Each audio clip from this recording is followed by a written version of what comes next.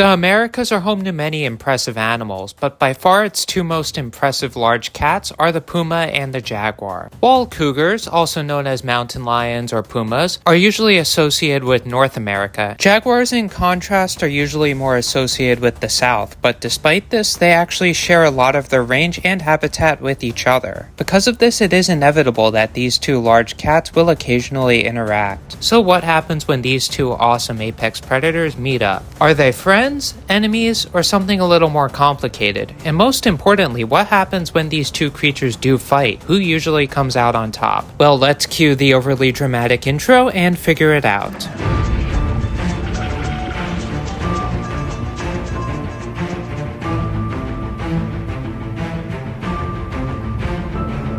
So for starters, where exactly can you find both these big cats sharing the same habitat at? Well, the answer to that is pretty much everywhere. From the jungles of Belize to the sky mountains of Mexico and southern Arizona to even the Amazon rainforest, these two creatures share a shocking amount of habitat with each other. That alone just makes it all the more surprising that these two hyper-carnivores rarely seem to fully outcompete each other. This is mainly because jaguars typically prefer to go after larger prey, and they're also a lot more willing to go after reptilian prey in areas which happen to be more rainforesty. In contrast, cougars typically prefer more medium-sized mammalian prey, with themselves also occasionally going after birds and smaller mammals. Regardless, that doesn't mean that these two big cats' diets don't overlap at all. Both jaguars and cougars will regularly go after deer, pigs, and peccary on top of wishing to scavenge upon the same carcasses. So how exactly do these two avoid running into each other while they're hunting? Well, you see, it actually has a lot to do with timing. While both these large cats can be quite territorial, they can also be just as cryptic. Because of this, in order to avoid each other, they do what is called niche partitioning. While most predatory competitors will niche partition by going after different prey items, jaguars and pumas actually niche partition in a very different way, that being the times of day in which they choose to be active at when they do share habitat. In Ecuador, a study found where jaguar and puma ranges overlap that jaguars tend to be more active during the daytime while pumas tend to be more active at night. This is quite interesting because in places where these two animals don't overlap at all in their ranges, jaguars would typically be just as active during the daytime as they would be at night, while in contrast, pumas would also normally be a little more willing to come out during the daytime, especially in places where they're the dominant predator, such as Patagonia. Interestingly enough, something similar seems to happen in North America, where mountain lions are often more inclined to come out at night in areas which they share their habitat with bears, which also just so happen to be one of the mountain lion's main competitors. It does make you wonder though, why is it that the jaguar, despite being the larger of the two cats, decides to stay active more during the daytime compared to its puma neighbors? Well, there's actually a few possible reasons. Unlike pumas, jaguars actually really like the water, and this gives them access to a lot of extra food sources in places where water is plentiful. Caiman, capybaras, and even large fish are all on the menu for these jaguars, and normally these food options simply aren't available for the puma. Thankfully for the jaguar, these food options are all usually pretty active during the daytime, in some cases even more so than at night, so that allows for the jaguar to pretty much have a 24/7 buffet. But unfortunately, not every habitat which these jaguars call home is abundant in water. The sky islands of Mexico and Arizona don't have nearly as much water as the many jungles which these jaguars call home, and they just so happen to have not just jaguars but also pumas in these mountain ranges. Additionally, even though these mountain ranges could be hundreds if not thousands of feet up in the sky, they still do experience a lot more heat compared to the jungles of the Amazon or even Belize. Thanks to both of these factors, the jaguars of Mexico and Arizona sky islands tend to be a lot more nocturnal, which just so happens to put them in a lot more competition with the pumas that call these areas home. While Mexico and the southwestern United States mountain lions tend to be more active during the daytime in the winter months, during the summer they tend to be just as nocturnal as the jaguars, and this leads to a lot more competition between these two predators. Multiple trail cameras found throughout the Sonoran Desert have observed both of these creatures not just scent marking the the same places and walking within the same habitats only a couple hours apart from each other, but they've even found evidence that these creatures have fought, and in some cases people have even observed these two animals fighting directly. And that raises the question, who actually normally comes out on top in these confrontations? Is it the jaguar or the mountain lion? Well, the answer is actually quite surprising.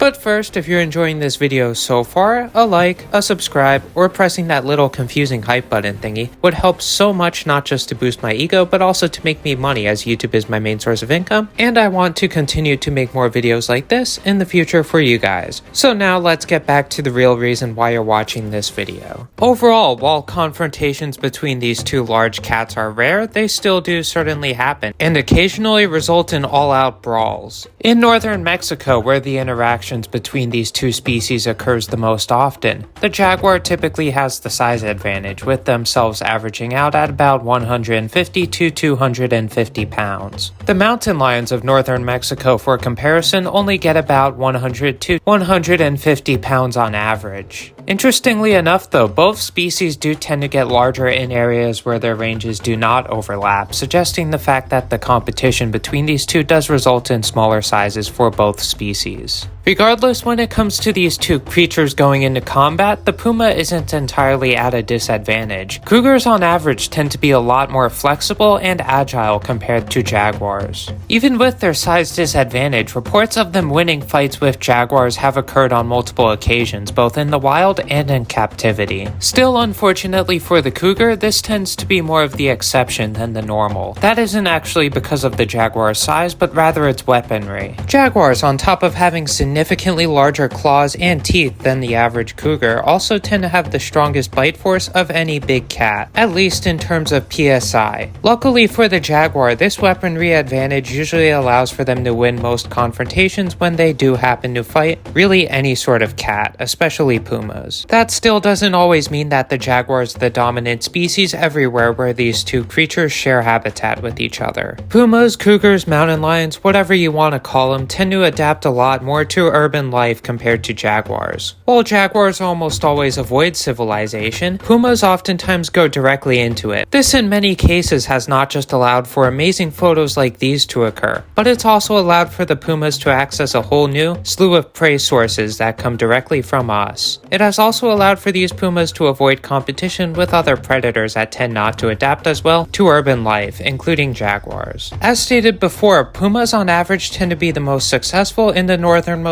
and southernmost parts of their range, where they tend to have less competition with other predators, including jaguars. This has allowed for them to balloon in size in these areas and also abundance. In Patagonia in particular, these pumas could get up to 200 pounds and can be found regularly hunting guanacos with no competition thanks to the lack of jaguars. Similarly, in the deepest parts of the Brazilian Amazon where pumas simply can't be found, jaguars tend not just to get larger on average, but they also tend to have much smaller home ranges, leading to much denser populations compared to what they would have in other parts of the world where they have to coexist with pumas. At least for the jaguars, having another predator around isn't always a bad thing. While incredibly rare, jaguars have been known to hunt other predatory mammals, including both bears and cougars. Even though this behavior isn't common, it still is beneficial to the larger jaguars which share their habitat with other predators. After all, by eating other predators, you're not just removing competition, but you're also giving yourself another large food source, which can help you to live another day. Still, these two creatures aren't always enemies. When raised together at a young age in captivity, they could actually grow up and get along perfectly fine with each other. Regardless, what we should all be thankful for is the fact that neither mountain lions or jaguars normally see people as a food source. Unlike their other big cat cousins, jaguars tend to prefer to avoid people entirely. Similarly, even though they aren't true big cats, pumas also tend to prefer to avoid people when given the chance, even if not to the same degree as the jaguar. Despite these two creatures not really being the best of friends, in actuality they still want nothing to do with each other.